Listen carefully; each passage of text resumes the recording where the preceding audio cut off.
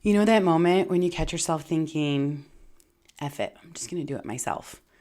That's a signal that you are leading from reactivity and you're probably well below the line. And that's where misalignment starts to show up. So in this short video, I want to help you understand why that keeps happening and how to shift from the do it all yourself mentality to refocusing on building a team that takes ownership and actually follows through. You know the pattern, right? You end your days answering Slacks or team messages because no one else closed the loop. Or you walk out of a meeting thinking progress was made, and then you spend all day Friday chasing those updates. I know you're the one double checking the numbers, rewriting all the emails, and fixing things that should already be done. And it's exhausting, and it sounds completely familiar, right? Because for a long time, that's how you've built your success. You care, you move fast, you see the gaps before anybody else does. And of course, you step in. But in all truthness, this points to a clarity problem. There are a lot of reasons that leaders do fall into this trap, but what I've seen again and again is that we do this because control feels safer than uncertainty. It feels faster to just do it yourself. And I mean, you've been rewarded for it, for being the one who saves the day and fixes all, what everyone else drops and the one who always gets it done.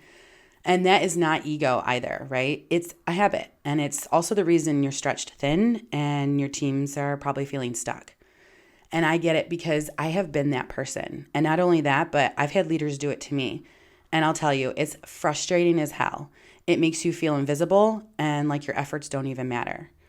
So when you're leading from control and protection instead of clarity and trust, misalignment, it just keeps growing and the burnout starts to begin. And I know, and you know, that you didn't become a leader to chase down tasks and babysit decisions. No, because you became one to build a team that can execute.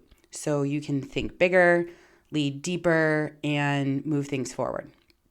And all that happens when everybody knows what success actually looks like, not just what to do next. So this week, try something small. Notice the moment you're about to step in, that fuck it, I'll do it myself meant impulse, and pause instead. Let the silence exist and ask yourself, what would clarity look like here? That one pause is where leadership can start to shift.